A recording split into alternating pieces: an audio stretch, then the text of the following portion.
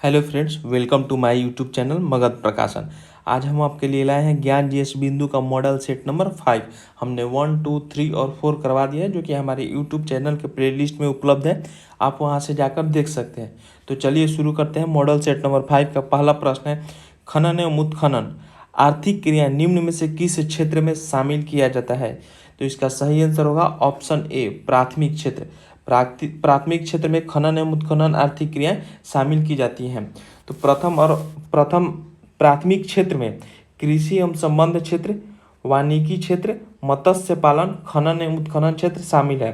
द्वितीय क्षेत्र में निर्माण, गैस, जल तथा विद्युत आपूर्ति, कपास के रेशे का उपयोग कर बना कपड़ा द्वितीय क्षेत्र में आते हैं।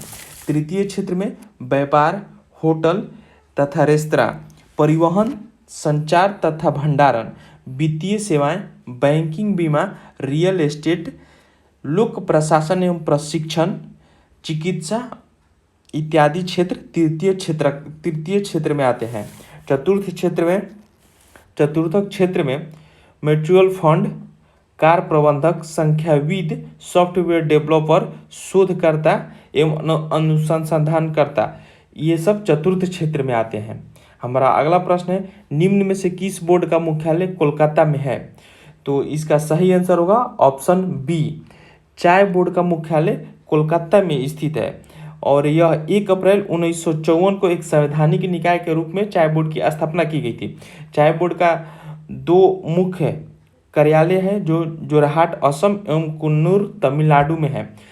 चाय बोर्ड का 3 विदेशी कार्यालय हैं, जो कि लंदन, दुबई एवं मॉस्को में स्थित है। और चाय बोर्ड भारत के वाणिज्य मंत्रालय के अंतर्गत आता है। अब कॉफ़ी बोर्ड को देखेंगे तो कॉफ़ी बोर्ड 1942 की धारा 4 के तहत गठित की गई है। इसका मुख्यालय, कॉफ़ी बोर्ड का मुख्यालय बेंगलुरु में है और यह भारत के वाणिज्य एवं उद्योग मंत्रालय के अधीन कार्य करता है।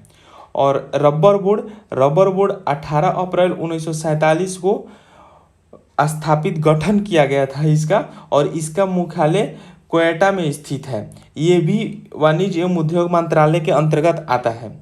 और तंबाकू बोर्ड का गठन 1 जनवरी 1976 को तंबाकू बोर्ड अधिनियम 1975 की धारा 4 के तहत की गई है। इसका मुख्यालय गुंटूर, आंध्र प्रदेश में है। यह भी भारत सरकार के वाणिज्य एवं उद्योग मंत्रालय के अंतर्गत आता है।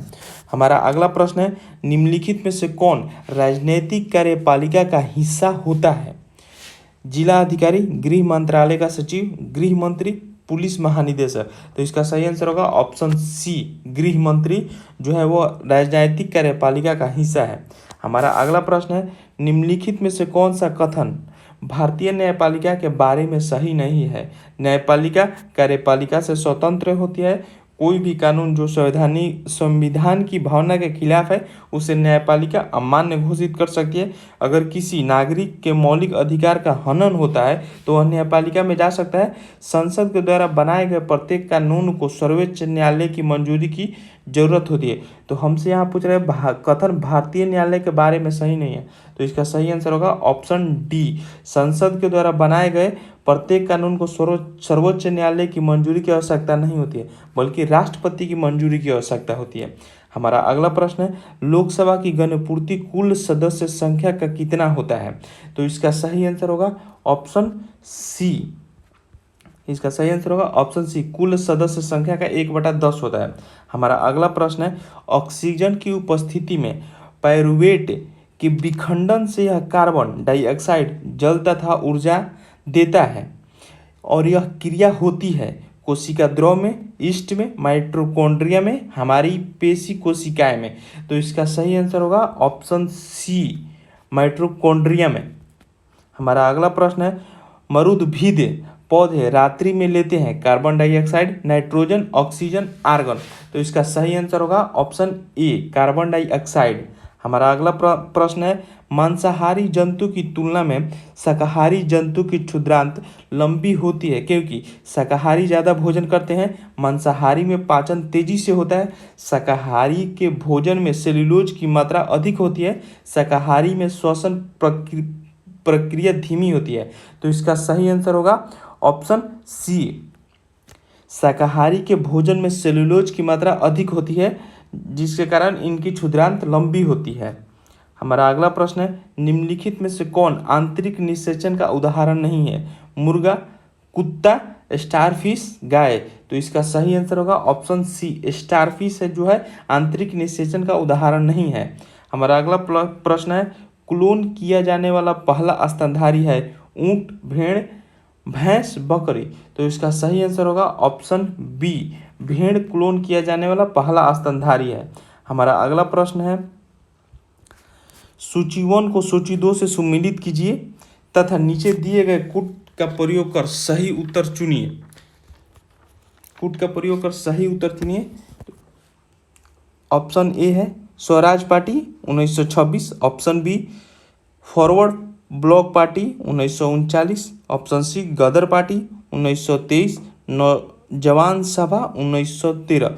तो इसका सही आंसर होगा गदर पार्टी 1913, स्वराज पार्टी 1923, नौजवान सभा 1926, फॉरवर्ड ब्लॉक पार्टी 1939। और हम आपको बता दें कि भारतीय कम्युनिस्ट पार्टी का गठन 1920 में हुआ था। तो इसका सही आंसर होगा ऑप्शन सी, इसका सही आंसर होगा ऑप्शन सी। हमारा अगला प्रश्न है, सूची 1 को सूची 2 से सुमेलित कीजिए तथा नीचे दिए गए कूट का प्रयोग करके सही उत्तर चुनिए। झांसी कुंवर सिंह, जगदीशपुर अजमुल्ला, बरेली रानी लक्ष्मीबाई, फतेहपुर खान बहादुर खां। तो इसका सही आंसर होगा झांसी रानी लक्ष्मीबाई, जगदीशपुर कुंवर सिंह, बरेली खान बहादुर खां, फतेहपुर अजमुल्ला। तो इसका सही आंसर होगा ऑप्शन डी, इसका सही आंसर होगा ऑप्शन डी। हमारा अगला प्रश्न है, choose the correct synonym of the word given below, abandon. तो इसका सही आंसर होगा ऑप्शन ए, गिव अप। एबॉन्डन का साइनोनिम होगा, एबॉन्डन यानी होता है त्याग और साइनोनिम यानी सम्मिलित होता है। इसका विपरीत नहीं देखना है, इसके मिलजुल का देखना है। तो इसका सही आंसर होगा गिव अप।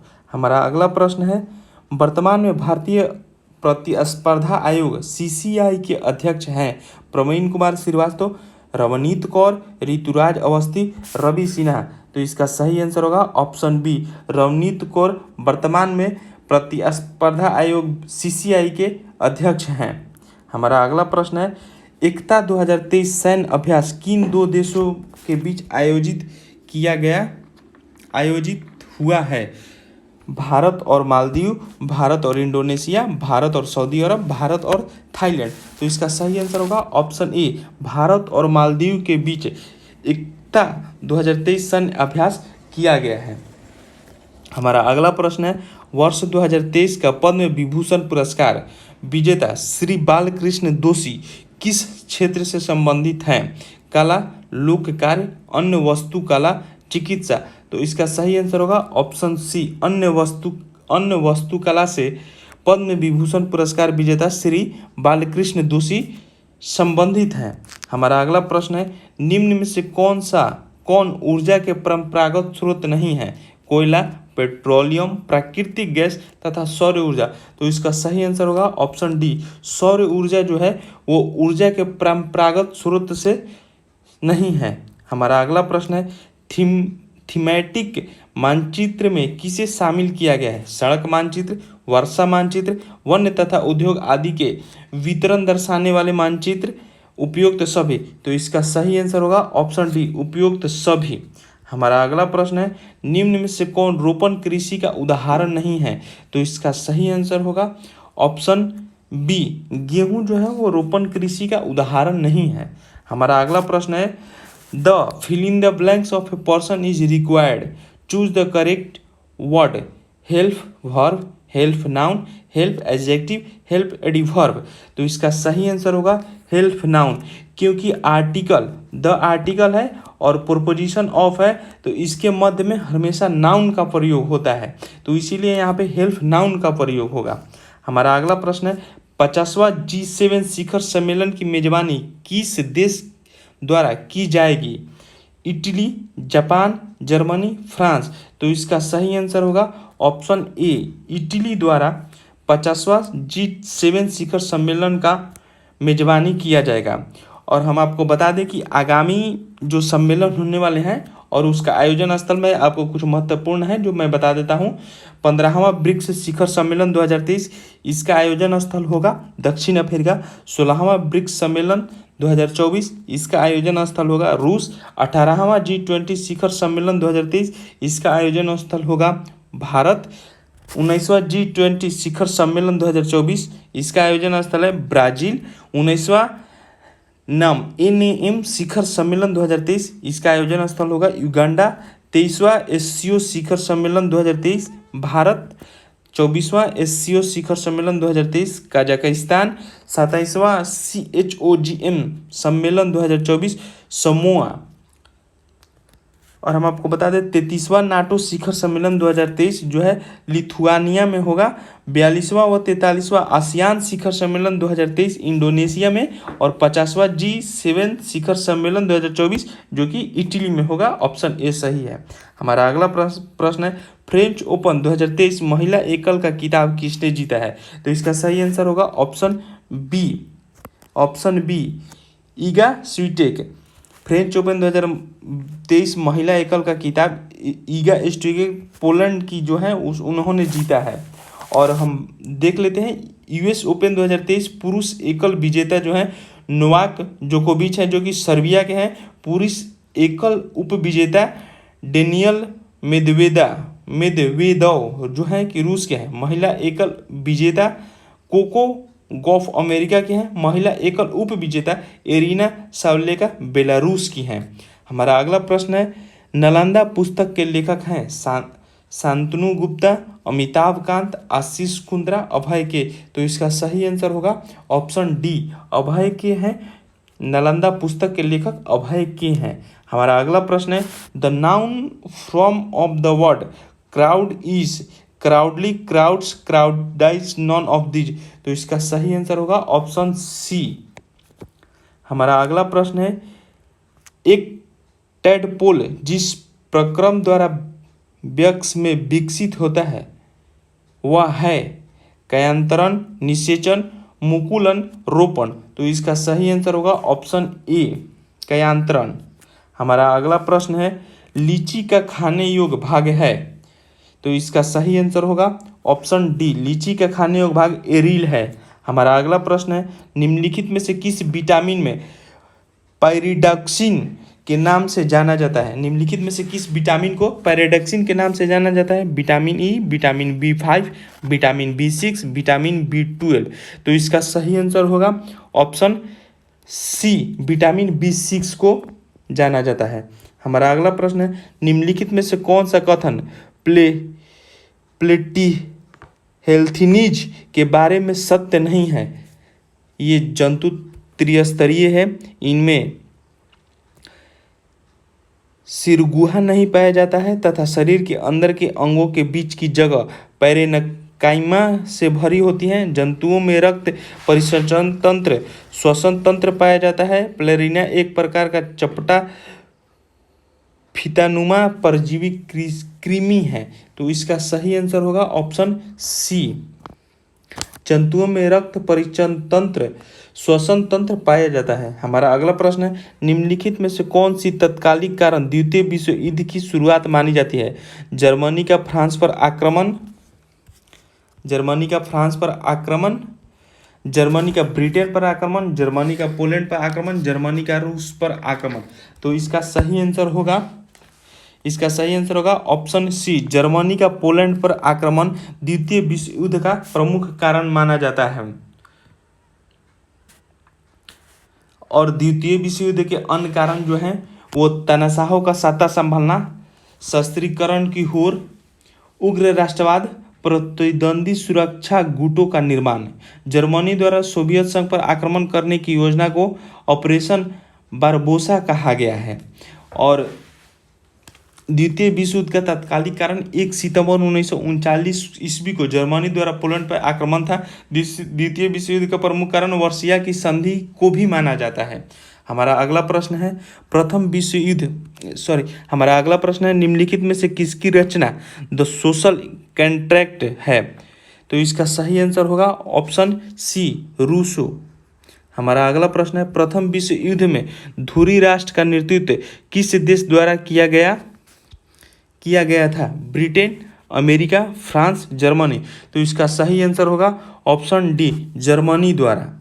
हमारा अगला प्रश्न है, संयुक्त राष्ट्र संघ के 6 अंगों में से किस अंग का मुख्यालय अमेरिका में नहीं है? सुरक्षा परिषद, सचिवालय, अंतर्राष्ट्रीय न्यायालय, महासभा।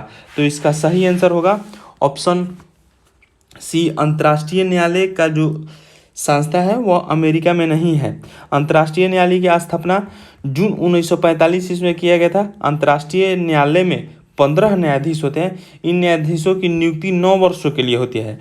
न्यायालय की आधिकारिक भाषा जो है वो फ्रेंच तथा अंग्रेजी है। संयुक्त राष्ट्र के 6 अंगों में अंतर्राष्ट्रीय न्यायालय का मुख्यालय अमेरिका में नहीं है, बल्कि यह द हेग नीदरलैंड में स्थित है। संयुक्त राष्ट्र के अन्य 5 अंगों का मुख्यालय न्यूयॉर्क में ही स्थित है। हमारा अगला प्रश्न है, निम्नलिखित में से कौन सी विकार श्वसन संबंधी नहीं है? तो इसका सही आंसर होगा ऑप्शन डी, इनमें से कोई नहीं। हमारा अगला प्रश्न है, निम्नलिखित में से कौन सा औषधि हिप्नोटिक्स का काम करता है? तो इसका सही आंसर होगा ऑप्शन ए, लुपिनल। हमारा अगला प्रश्न है, निम्नलिखित में से किस धातु को चाकू से भी काटा जा सकता है? लिथियम, सोडियम, पोटेशियम, ये सभी। तो इसका सही आंसर होगा ऑप्शन डी, ये सभी को चाकू से काटा जा सकता है। हमारा अगला प्रश्न है, ऐसा धातु ऑक्साइड जो अम्ल तथा क्षार दोनों से अभिक्रिया करके लवण तथा जल प्रदान करते हैं कहलाते हैं? शुद्रावक, उभयधर्मी ऑक्साइड, आधारती प्रद्रवण। तो इसका सही आंसर होगा ऑप्शन बी। हमारा अगला प्रश्न है, हेक्सन है C3H8, C5H8, H12, C6H14, C2H6। तो इसका सही आंसर होगा ऑप्शन सी, C6H14। C6H14 इसका सही आंसर होगा ऑप्शन सी। हमारा अगला प्रश्न है, बातों की जलेबी छानना मुहावरे का अर्थ है? गप सप में आनंद लेना, जलेबी छानना सीखना, डींगे हाँकना, सपना देखना। तो इसका सही आंसर होगा ऑप्शन ए, गपशप में आनंद लेना। हमारा अगला प्रश्न है, मैंने यह कुर्सी 100 रुपया की खरीदी है, इस वाक्य में दोष है? विशेषण का, क्रिया का, प्रसर्ग का, क्रिया विशेषण का। तो इसका सही आंसर होगा ऑप्शन सी, इसका सही आंसर होगा। हमारा अगला प्रश्न है, यथार्थ का विलोम शब्द होगा उड़ान, काल्पनिक, स्वप्न, विचार। तो इसका सही आंसर होगा ऑप्शन बी, यथार्थ का विलोम शब्द होगा काल्पनिक। हमारा अगला प्रश्न है, निम्न में से हाथी का पर्यायवाची है? कुरंग, कुंजर, कल्पहंस, केहरी। तो इसका सही आंसर होगा ऑप्शन बी, कुंजर। कुंजर हाथी का पर्यायवाची शब्द है। हमारा अगला, हाथी का पर्यायवाची शब्द कुंजर है और हाथी का अन्य पर्यायवाची शब्द जो है वह गज, हस्ती, कुंभी, मदकल, मतंग आदि है। कुरंग के पर्यायवाची शब्द हैं जो सारंग, कस्तूरी, मृग आदि है। कलहंस के पर्यायवाची शब्द चक्रांग, मनसौक, मराल, सरस्वती, कोहिया। केहीर के पर्यायवाची शब्द है शेर, हरि, मृग राज, मिग्रेंद्र, केसरी, वनराज, सिंह, शार्दूल इत्यादि।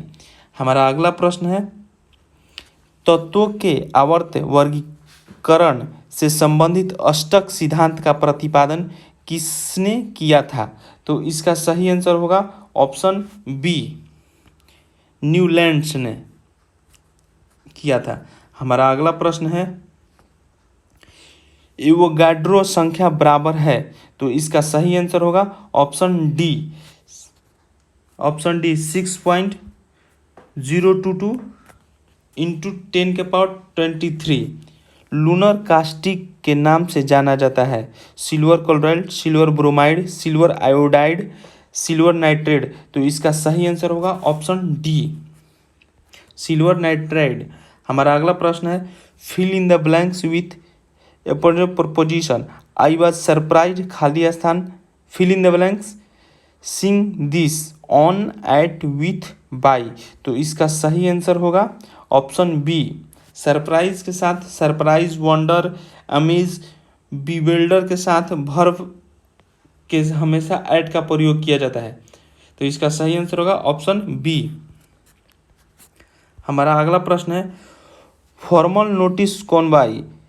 इसका सही आंसर होगा ऑप्शन सी। फॉर्मल नोटिस उस नोटिस को कहा जाता है जिसमें ऑफिशियल इंफॉर्मेशन दिया जाता है। इसका सही आंसर होगा ऑप्शन बी। सॉरी, इसका सही आंसर होगा ऑप्शन सी, ऑफिशियल इंफॉर्मेशन। हमारा अगला प्रश्न है translate into Hindi. I reached late.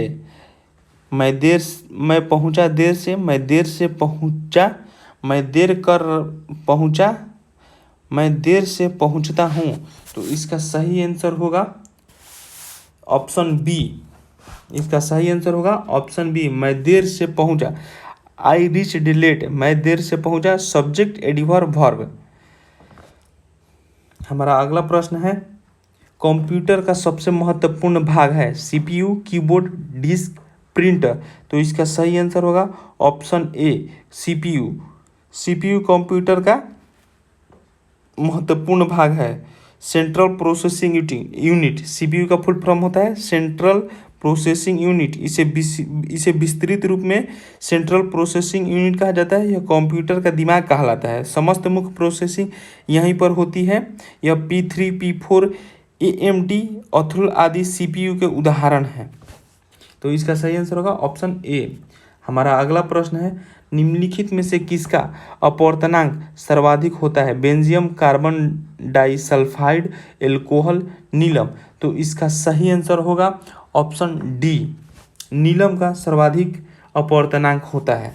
हमारा अगला प्रश्न है नीलम का सर्वाधिक अपवर्तनांक होता है और यह 1.77 होता है। हमारा अगला प्रश्न है अजमेर में किस सूफी संत का दरगाह है। निजामुद्दीन औलिया, बाबर फरीद, मोइनुद्दीन निश्चती, बख्तियार काकी। तो इसका सही आंसर होगा ऑप्शन सी। अजमेर में ख्वाजा मोइनुद्दीन निश्चती का दरगाह है, ऑप्शन सी। और दिल्ली में कुतुबुद्दीन बख्तियार काकी का तथा निजामुद्दीन औलिया की दरगाह है। पंजाब में बाबा फरीद मशहूर सूफी संत थे। खानकाह वह जगह होता है जिसमें सूफी संत अक्सर निवास करते हैं। हमारा अगला प्रश्न है कुतुब मीनार का निर्माण किसने करवाया था। तो इसका सही आंसर होगा ऑप्शन सी, कुतुबुद्दीन ऐबक। कुतुबुद्दीन ऐबक ने कुतुबुद्दीन का निर्माण करवाया था। कुतुबुद्दीन ऐबक द्वारा 1199 ईस्वी में दिल्ली में नींव रखी गई थी। यह 5 मंजिला इमारत है। पहली मंजिल पर निर्माण कुतुबुद्दीन ऐबक द्वारा तथा शेष मंजिलों पर निर्माण 1229 ईस्वी के आसपास इल्तुतमिश द्वारा कराया गया था। अकबर द्वारा फतेहपुर सीकरी में, मैं आपको बता दूं कि अकबर द्वारा फतेहपुर सीकरी, आगरा किला, इलाहाबाद का किला आदि की स्थापना करवाई गई। सीरी नामक नया नगर बलवन ने बसवाया था। लोदी वंश की स्थापना बहलोदी द्वारा की गई थी। हमारा अगला प्रश्न है बिहार से उड़ीसा का विभाजन कब हुआ। 1911 ईस्वी, 1912 ईस्वी, 1936 ईस्वी, 1937 ईस्वी। तो इसका सही आंसर होगा एक, ऑप्शन सी। इसका सही आंसर होगा ऑप्शन सी। मैं आपको बता दूं कि 1 अप्रैल 1936 ईस्वी को बिहार से अलग करके उड़ीसा प्रांत का गठन किया गया था।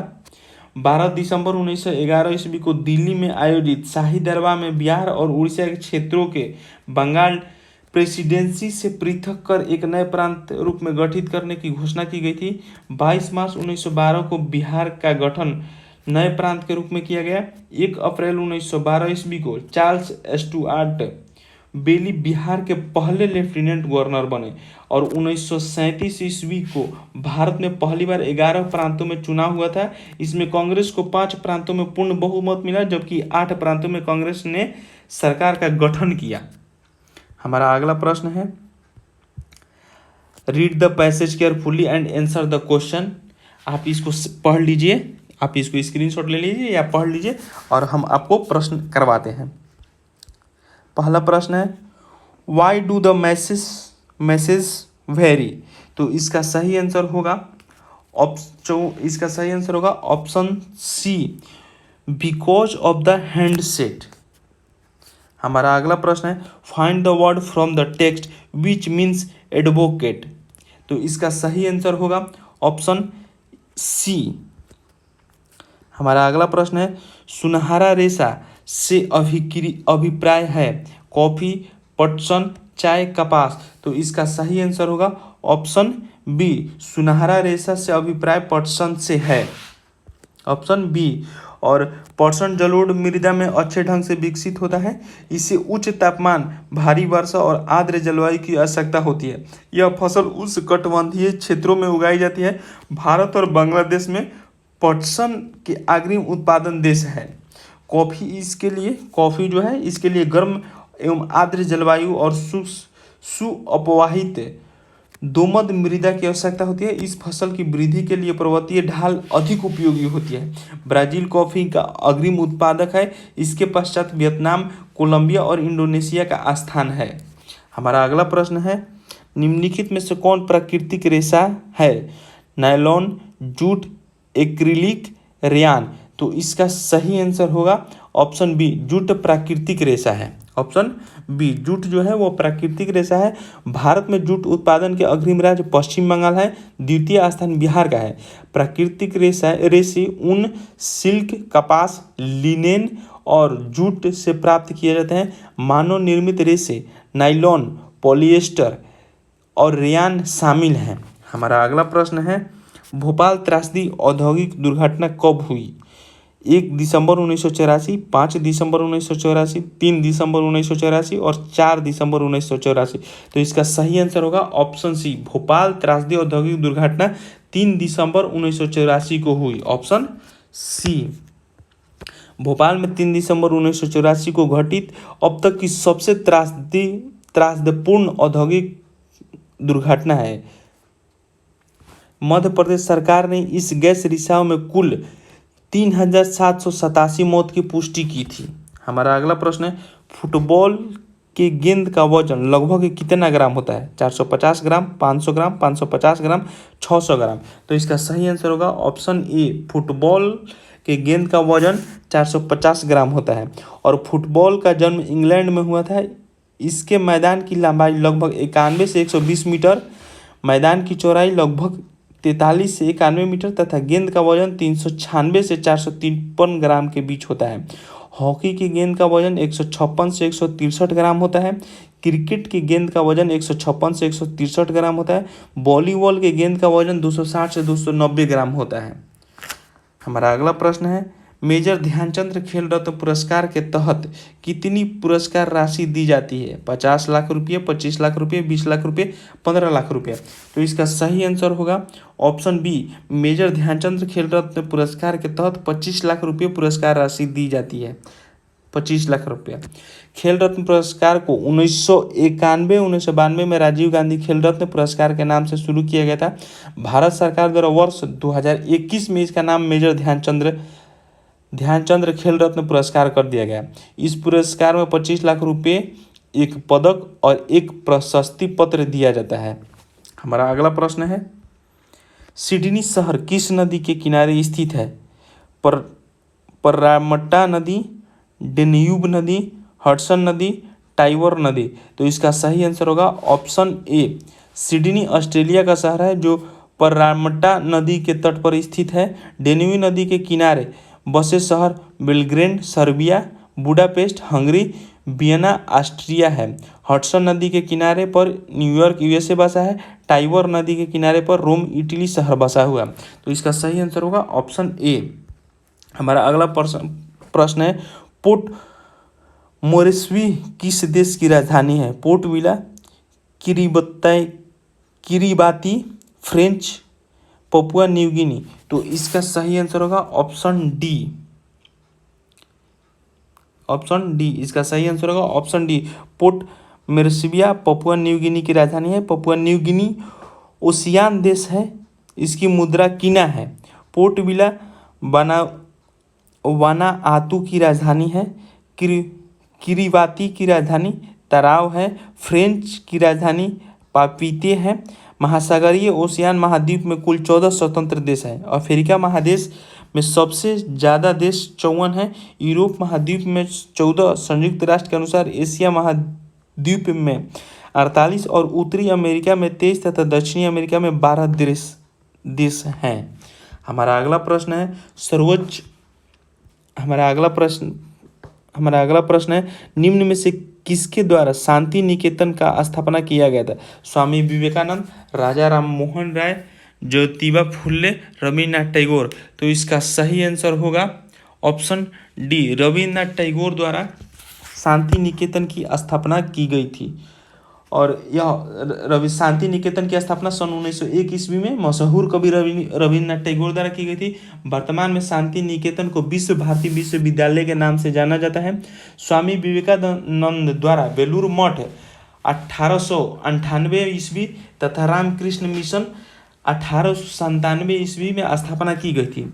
ज्योतिबा फुले द्वारा सत्य शोधन समाज 1873 ईस्वी का स्थापना किया गया था। राजा राम मोहन राय द्वारा आत्मीय सभा 1815 ईस्वी, वेदांत कॉलेज 1825 ईस्वी तथा ब्रह्म समाज 1828 की स्थापना की गई थी। हमारा अगला प्रश्न है, तो इसका सही आंसर होगा रविन्द्रनाथ टैगोर, ऑप्शन डी। हमारा अगला प्रश्न है सर्वोच्चता की एक नई नीति किस गवर्नर जनरल द्वारा शुरू किया गया था? तो इसका सही आंसर होगा ऑप्शन बी। इसका सही आंसर होगा ऑप्शन बी, लॉर्ड हेस्टिंग्स द्वारा 1813 से 1823 तक गवर्नर जनरल था। इसके नेतृत्व में सर्वोच्चता की एक नई नीति शुरू की गई थी। कंपनी का दावा था कि उसकी सत्ता सर्वोच्च है, इसीलिए वह भारतीय राज्यों से ऊपर है। लॉर्ड हेस्टिंग्स के समय में ही मार्च 1986 ईस्वी में सुगौली की संधि हुई थी। इसी के समय 1822 ईस्वी में टेनेसी एक्ट या काश्तकारी अधिनियम लागू किया था। लॉर्ड वारेन हेस्टिंग का कार्यकाल 1774 से 85, लॉर्ड वेलेस्ली का कार्यकाल 1779 से 1805 और लॉर्ड विलियम बेंटिंक का कार्यकाल 1828 से 1835 ईस्वी तक था। हमारा अगला प्रश्न है निम्नलिखित में से किसका मानना था कि अंग्रेजों को पिता की भांति किसानों की रक्षा करनी चाहिए? तो इसका सही आंसर होगा ऑप्शन डी, टॉमस मुनरो। जो टॉमस मुनरो थे उनका मानना था कि अंग्रेजों को पिता की भांति किसानों की रक्षा करना चाहिए। टॉमस मुनरो और यह रैयतवाड़ी व्यवस्था का जन्मदाता टॉमस मुनरो हैं और कैप्टन अलेक्जेंडर रीड को माना जाता है। 1792 में रैयतवाड़ी व्यवस्था बारामहल जिले तमिलनाडु में पहली बार कैप्टन रीड द्वारा लागू की गई थी और 1820 ईस्वी में इस व्यवस्था को मद्रास में लागू किया गया था। यह व्यवस्था को सुचारू रूप से चलाने के लिए मुनरो को मद्रास प्रेसिडेंसी का गवर्नर 1820 से 1827 तक नियुक्त किया गया था। 1820 से 1827 तक। तो इसका सही आंसर होगा ऑप्शन डी, टॉमस मुनरो। हमारा अगला प्रश्न है निम्नलिखित में से कौन सा उपकरण विद्युत ऊर्जा को यांत्रिक ऊर्जा में बदलता है? डायनेमो, विद्युत सेल, विद्युत मोटर, लाउड स्पीकर। तो इसका सही आंसर होगा ऑप्शन सी, विद्युत मोटर विद्युत ऊर्जा को यांत्रिक ऊर्जा में बदलता है। डायनेमो यांत्रिक ऊर्जा को विद्युत ऊर्जा में बदलता है और विद्युत सेल यांत्रिक ऊर्जा को विद्युत ऊर्जा में बदलता है और लाउड स्पीकर विद्युत ऊर्जा को ध्वनि ऊर्जा में बदलता है। माइक्रोफोन ध्वनि ऊर्जा को विद्युत ऊर्जा में बदल देता है। इंजन ऊष्मा ऊर्जा को यांत्रिक ऊर्जा में बदलता है। बल्ब, ट्यूबलाइट, हीटर का जलना विद्युत ऊर्जा को प्रकाश एवं ऊष्मा ऊर्जा में बदलता है। प्रकाश विद्युत सेल प्रकाश ऊर्जा को विद्युत ऊर्जा में बदल देता है। हमारा अगला प्रश्न है अदिश राशि को पहचानिए। वेग, विद्युत धारा, बल आघूर्णन, विद्युत धारा घनत्व। तो इसका सही आंसर होगा ऑप्शन बी, अदिश राशि विद्युत धारा है। विद्युत धारा अदिश राशि है तथा शेष अन्य विकल्प सदिश राशि हैं। अदिश राशि किसे कहते हैं? मैं आपको बता दूं कि अदिश राशि वैसे भौतिक राशि हैं जिनमें केवल परिमाण होता है, दिशा नहीं होती है। जैसे द्रव्यमान, समय, चाल, आयतन, विद्युत धारा, कार्य, घनत्व तथा तापमान और सदिश राशि वैसे भौतिक राशि जिनमें परिमाण के साथ साथ दिशाएं भी होती हैं और जो योग के निश्चित नियमों का अनुसरण करती हैं। जैसे वेग, वेग त्वरण, विस्थापन, बल, रेखीय संवेग, कोणीय विस्थापन, कोणीय वेग, चुंबकन तीव्रता आदि। हमारा अगला प्रश्न है, निम्नलिखित में से किस यंत्र को विमान की ऊंचाई मापने हेतु प्रयोग किया जाता है? Altimeter, aerometer, hydrometer, barometer. तो इसका सही आंसर होगा ऑप्शन ए, अल्टीमीटर। अल्टीमीटर विमान की ऊंचाई को मापने में प्रयोग किया जाता है। एरोमीटर का उपयोग वायु तथा गैसों के भार का घनत्व मापने में किया जाता है। और ऑडीमीटर का उपयोग ध्वनि की तीव्रता मापने हेतु किया जाता है। और बैरोमीटर का उपयोग वायुमंडल दाब मापने हेतु होता है। और मैं आपको बता दूं कि एनीमोमीटर का उपयोग वायु की शक्ति और गति मापने के लिए होता है। हमारा अगला प्रश्न है, वैद्युत चुंबकीय प्रेरणा की परिघटना किसी वस्तु को आवेशित करने की प्रक्रिया है। किसी कुंडली में विद्युत धारा प्रवाहित होने के कारण चुंबकीय क्षेत्र उत्पन्न करने की प्रक्रिया है। कुंडली तथा चुंबक के बीच अपेक्षित गति के कारण कुंडली में प्रेरित विद्युत धारा उत्पन्न करना है। किसी विद्युत मोटर की कुंडली को घूर्णन करने की प्रक्रिया है। तो इसका सही आंसर होगा ऑप्शन सी, कुंडली। इसका सही आंसर होगा ऑप्शन सी, कुंडली तथा चुंबक के बीच अपेक्षित गति के कारण कुंडली में प्रेरित विद्युत धारा उत्पन्न करना है। हमारा अगला प्रश्न है, अभ्यागत शब्द में कौन सा उपसर्ग है? अभ्य, आगत। तो इसका सही आंसर होगा ऑप्शन ए, अभ्यागत शब्द का संधि विच्छेद होता है अभि तथा आगत होता है, इसीलिए आगत मूल शब्द में है, अभि उपसर्ग लगने से अभ्यागत बना है, अतः विकल्प ए सही है। हमारा अगला प्रश्न है, छात्र ने बस्ता उठाया और पढ़ने चला गया। रेखांकित वाक्य हैं प्रधान उपवाक्य, आश्रित उपवाक्य, सरल वाक्य, मिश्र वाक्य। तो इसका सही आंसर होगा ऑप्शन डी। इसका जो आंसर होगा सही आंसर होगा ऑप्शन डी, मिश्र वाक्य। जिस वाक्य में एक से अधिक उपवाक्य जुड़े हो परंतु उनमें एक प्रधान उपवाक्य हो तथा दूसरा आश्रित उपवाक्य हो तो वह मिश्र वाक्य कहलाता है। हमारा अगला प्रश्न है, पंचतंत्र में समास है द्वंद्व समास, द्विगु समास, तत्पुरुष, कर्मधारय। तो इसका सही आंसर होगा ऑप्शन बी, पंचतंत्र शब्द में द्विगु समास है, अतः विकल्प बी सही है। हमारा अगला प्रश्न है, पर्यावरण में कौन सी संधि है? दीर्घ संधि, यन संधि, आयादी संधि, वृद्धि संधि। तो इसका सही आंसर होगा ऑप्शन बी, पर्यावरण का संधि विच्छेद होता है परिजोर आवरण होता है, अतः पर्यावरण परिआवरण में ई प्लस आ यह का नियम लगा है जो यन संधि में होता है। हमारा अगला प्रश्न है, किसी अवतल लेंस की फोकस दूरी 15 सेंटीमीटर है, बिंब को लेंस से कितनी दूरी पर रखें कि इसके द्वारा बिंब का लेंस 10 सेंटीमीटर की दूरी पर प्रतिबिंब बने। तो इसका सही आंसर होगा option D, 30 centimetre. Option D 30 centimetre होगा, जो कि इसका सूत्र होता है IU बराबर 1/V-1F। तो 1/10 माइनस 1/15 होगा। तो इसका होगा 1/10 माइनस प्लस 1/15, तो 1/30 होगा। तो जिसका होगा -30 सेंटीमीटर आंसर होगा इसका। हमारा अगला प्रश्न है, भारतीय रिजर्व बैंक को बैंक दर कम करने के फलस्वरूप बाजार की तरलता बढ़ जाती है, बाजार की तरलता घट जाती है, बाजार की तरलता पर कोई प्रभाव नहीं पड़ता है, वाणिज्य बैंक अधिक जमा पूंजी संग्रहित कर लेती हैं। तो इसका सही आंसर होगा ऑप्शन ए, भारतीय रिजर्व बैंक को बैंक दर कम करने के फलस्वरूप बाजार की तरलता बढ़ जाती है। इसका सही आंसर होगा ऑप्शन ए। हमारा अगला प्रश्न है, भारतीय रिजर्व बैंक का मुख्यालय कहाँ है? मुंबई में, दिल्ली में, कोलकाता में, पटना में। तो इसका सही आंसर होगा भारतीय रिजर्व बैंक का मुख्यालय जो है वह मुंबई में है। इसका सही आंसर होगा ऑप्शन ए, मुंबई में है भारतीय रिजर्व बैंक का मुख्यालय। और यह 1 अप्रैल 1935 को आरबीआई अधिनियम 1934 के तहत इसकी स्थापना की गई थी और भारत में बैंकिंग व्यवस्था में आरबीआई का सर्वोच्च स्थान है। वर्ष 1948 में आरबीआई द्वारा transfer to public ownership act पारित किया गया। इसके माध्यम से 1 जनवरी 1949 को आरबीआई का राष्ट्रीयकरण किया गया। प्रारंभ में आरबीआई का मुख्यालय कोलकाता में था, परंतु 1937 में आरबीआई का मुख्यालय मुंबई स्थापित किया गया था। आरबीआई का नेतृत्व एक गवर्नर करते हैं और इसके 4 डिप्टी गवर्नर होते हैं। आरबीआई के प्रथम गवर्नर जो थे सर आरसन स्मिथ थे और प्रथम भारतीय एवं स्वतंत्र भारत के प्रथम आरबीआई गवर्नर सीडी देशमुख थे।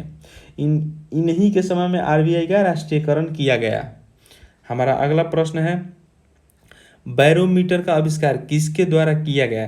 तो इसका सही आंसर होगा ऑप्शन बी, बैरोमीटर का आविष्कार टोरिसेली ने किया था।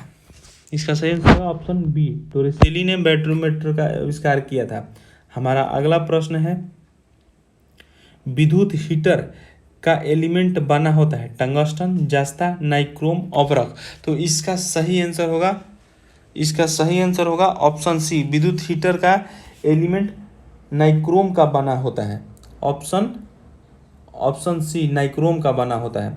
हमारा अगला प्रश्न है, पूर्ण आंतरिक परावर्तक का उदाहरण नहीं है हीरा का अत्यधिक चमकना, कांच का चटका हुआ भाग चमकीला दिखाई देना, साबुन के बुलबुलों का रंगीन दिखाई देना, कालिक से पोता हुआ गोला का चमकना। तो इसका सही आंसर होगा ऑप्शन सी, साबुन के बुलबुलों का रंगीन दिखाई देना पूर्ण आंतरिक परावर्तक का उदाहरण नहीं है। इसका सही आंसर होगा ऑप्शन सी। हमारा अगला प्रश्न है, त्वरण का एसआई मात्रक होता है? तो इसका सही आंसर होगा ऑप्शन बी, त्वरण का एसआई मात्रक मीटर प्रति सेकंड होता है। मीटर प्रति सेकंड, ऑप्शन बी, मीटर प्रति सेकंड होता है। और लंबाई का एसआई मात्रक होता है मीटर, द्रव्यमान का एसआई मात्रक होता है केजी, किलोग्राम, समय का होता है सेकंड, क्षेत्रफल का होता है वर्ग मीटर एम स्क्वायर, आयतन का होता है घन मीटर एम क्यू, वेग चाल का होता है मीटर प्रति सेकंड, बल का होता है न्यूटन। हमारा अगला प्रश्न है उच्छिप्त व्यंजन है? तो इसका आंसर होगा ऑप्शन डी, उच्छिप्त व्यंजन अंग और ढ है, ऑप्शन डी। हमारा अगला प्रश्न है, मूर्धन्य ध्वनियाँ कौन सी हैं? तो इसका सही आंसर होगा ऑप्शन बी, मूर्धन्य ध्वनियाँ ट, ठ, ड, ढ है, ऑप्शन बी। हमारा अगला प्रश्न है, लिंग की दृष्टि से दही शब्द है स्त्रीलिंग, नपुंसकलिंग, पुल्लिंग, इनमें से कोई नहीं। तो इसका सही आंसर होगा ऑप्शन सी, लिंग की दृष्टि से दही पुल्लिंग शब्द है, अन्य विकल्प असंगत है। हमारा अगला प्रश्न है, 1942 ईस्वी के आंदोलन में डॉक्टर राजेंद्र प्रसाद को किस जेल में कैद करके रखा गया था? हजारीबाग जेल, बांकीपुर जेल, अंगा खां महल, अल्मोड़ा जेल।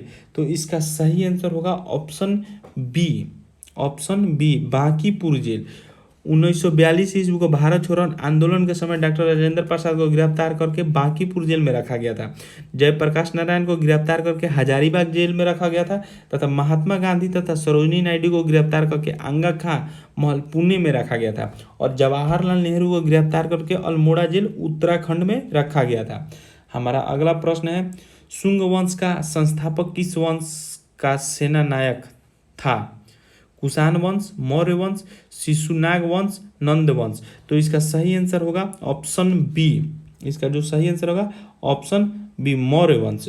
शुंग वंश का संस्थापक पुष्यमित्र शुंग मौर्य वंश का सेनानायक था।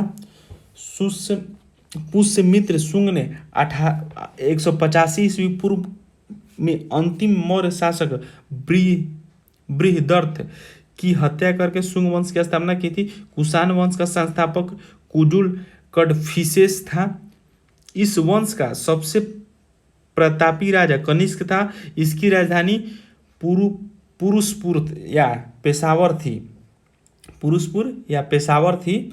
और शिशुनाग वंश की स्थापना शिशुनाग द्वारा किया गया था। नंद वंश की स्थापना महापद्मन नंद द्वारा किया गया था। और घनन वंश घननंदन सिकंदर का समकालीन था। हमारा अगला प्रश्न है, निम्नलिखित में से किस काल को पूरा पाषाण काल माना जाता है? तो इसका सही आंसर होगा ऑप्शन ए 20 लाख साल पहले से 12,000 साल पहले के बीच को पूरा पाषाण काल माना जाता है। पूरा पाषाण काल दो शब्द पूरा यानी प्राचीन और पाषाण यानी पत्थर से बना है। इस काल को 3 भागों में विभाजित किया गया है, आरंभिक, मध्य तथा उत्तर पूर्व पाषाण। जिस काल में हमें पर्यावरणीय बदलाव मिलते हैं उसे मेसेलिथिक एज यानी मध्य पाषाण युग कहते हैं। हमारा अगला प्रश्न है, बिहार में सर्वाधिक चावल उत्पादन करने वाला जिला निम्न में से कौन सा है? तो इसका सही आंसर होगा ऑप्शन बी। बिहार में सर्वाधिक चावल उत्पादन करने वाला जिला रोहतास है। इसका सही आंसर होगा ऑप्शन बी। हमारा अगला प्रश्न है, बिहार का अक्षांशीय विस्तार कितना है? तो इसका सही आंसर होगा ऑप्शन ए। बिहार का अक्षांशीय विस्तार 24 डिग्री, इसका 24 डिग्री 20 से 27 डिग्री 31-15 दक्षिण अक्षांश है। ऑप्शन बी सही आंसर होगा। हमारा अगला प्रश्न है, निम्न में से कौन नीति आयोग का अध्यक्ष होता है? भारत का राष्ट्रपति, भारत का प्रधानमंत्री, केंद्रीय वित्त मंत्री, लोकसभा का अध्यक्ष। तो इसका सही आंसर होगा ऑप्शन बी। नीति आयोग का अध्यक्ष भारत का प्रधानमंत्री होता है। और मैं आपको बता दूं कि 1 जनवरी 2015 को भारत सरकार द्वारा योजना आयोग के स्थान पर राष्ट्रीय भारत परिवर्तन संस्था अर्थात नीति आयोग का गठन किया गया। नीति आयोग सरकार के थिंक टैंक के रूप में सेवाएं प्रदान करने के साथ उसके निर्देशात्मक एवं नीतिगत गतिशील प्रदान करता है। हमारा अगला प्रश्न है, आज़ादी से लेकर अब तक भारत में रुपए का अवमूल्यन कितनी बार किया गया है? तो इसका सही आंसर होगा ऑप्शन सी 3 बार। प्रथम बार किया गया था 19 सितंबर 1949 को, दूसरा बार किया गया था 1966 में, और तीसरा बार जो है वो 1 एवं 3 जुलाई 1991 को भारतीय रुपये का अवमूल्यन किया गया था। हमारा अगला प्रश्न है, 2011 की जनगणना के अनुसार बिहार का जनसंख्या घनत्व कितना है? तो इसका सही आंसर होगा ऑप्शन ए। बिहार की जनगणना के अनुसार बिहार का जनसंख्या घनत्व 1106 किलोमीटर स्क्वायर है। Option A. सर्वाधिक जनसंख्या घनत्व वाले 5 राज्य घटते क्रम में आप देख लीजिए, बिहार, पश्चिम बंगाल, केरल, उत्तर प्रदेश तथा हरियाणा।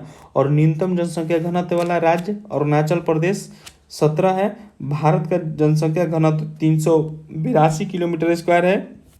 और बिहार का सर्वाधिक जनसंख्या घनत्व वाला जिला शिवहर है। और बिहार का न्यूनतम जनसंख्या घनत्व वाला जिला कैमूर है। हमारा अगला प्रश्न है, प्रोटेम स्पीकर की नियुक्ति कौन करता है? प्रोटेम स्पीकर की नियुक्ति कौन करता है? बहुमत दल का नेता, राष्ट्रपति, उपराष्ट्रपति, लोकसभा महासचिव। तो इसका सही आंसर होगा ऑप्शन बी। प्रोटेम स्पीकर की नियुक्ति राष्ट्रपति द्वारा की जाती है। ऑप्शन बी इसका सही आंसर होगा। प्रोटेम स्पीकर सामान्यतः लोकसभा का सबसे वरिष्ठ सदस्य होता है। और प्रोटेम स्पीकर लोकसभा अध्यक्ष के चुनाव में सदन की मदद करते हैं। हमारा अगला प्रश्न है, संसद के 17वां की घोषणा किसके द्वारा की जाती है? लोकसभा अध्यक्ष, पीठासीन अधिकारी, राज्यसभा के सभापति, राष्ट्रपति। तो इसका सही आंसर होगा ऑप्शन डी। राष्ट्रपति द्वारा 17वां की घोषणा की जाती है। हमारा अगला प्रश्न है, लोकसभा में अनुसूचित जनजातियों के लिए वर्तमान में कितनी सीटें आरक्षित हैं? तो इसका सही आंसर होगा ऑप्शन ए। लोकसभा में अनुसूचित जनजातियों के लिए वर्तमान में 47 सीट जो हैं वह आरक्षित हैं। 2008 के परिसीमन के बाद संसद में अनुसूचित जातियों के लिए आरक्षित सीटों की संख्या 84 तथा अनुसूचित जनजातियों के लिए आरक्षित सीटों की संख्या 74 है। लोकसभा में अनुसूचित जातियां तथा जनजातियों के लिए आरक्षण की व्यवस्था अनुच्छेद 330 में है। हमारा अगला प्रश्न है, 2153 के पावर 167 का इकाई अंक क्या होगा? तो इसका सही आंसर होगा ऑप्शन ए 7। इसका सही आंसर होगा ऑप्शन ए 7।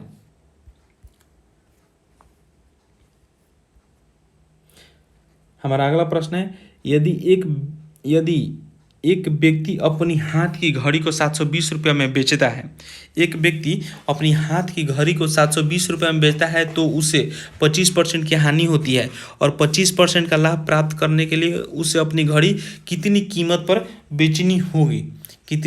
बेचनी होगी? तो 720 रुपये की हानि होती है तो हम बनाएंगे 25% हानि और 25% लाभ प्राप्त करने के लिए अपनी घड़ी को कितनी प्रतिशत बेचता है, तो 25% बराबर हो जाएगा 1/4। हम इसको आपको दिखाते हैं। 25% बराबर हो जाएगा 1/4, जो कि ये हानि है और ये क्रयमूल है। तो ISP के माध्यम से 4 - 1 बराबर 3 इकाई, तो 3 बराबर 720 हो रहा है। तो 25% लाभ पर होता है तो 1/4। तो SP के माध्यम से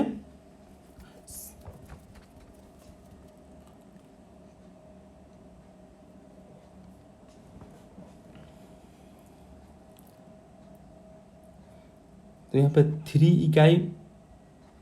इकाई बराबर हो जा रहा है तो 720। तो एक इकाई का हो गया, एक का दाम हो गया 240 रुपया। 240 रुपया, तो लाभ 25% पर, तो 4 + 1 बराबर 5। तो 5 गुना 4, यहाँ 5 गुना 240 बराबर 1200 रुपया। 1200 रुपया, तो इसका सही आंसर होगा 1200 रुपया। इसका सही आंसर होगा 1200 रुपया, तो ऑप्शन डी। इसी के साथ हम अपना 5 सेट अंत करते हैं। हमको उम्मीद है कि आपको वीडियो अच्छा लगा होगा। वीडियो अच्छा लगा हो तो चैनल को सब्सक्राइब करें, वीडियो को लाइक करें और कमेंट जरूर करें कि आपको क्या दिक्कत हुई और क्या समझ में यदि नहीं आए तो आप कमेंट में ज़रूर पूछ सकते हैं। हमारे चैनल के साथ जुड़ने के लिए बहुत बहुत धन्यवाद।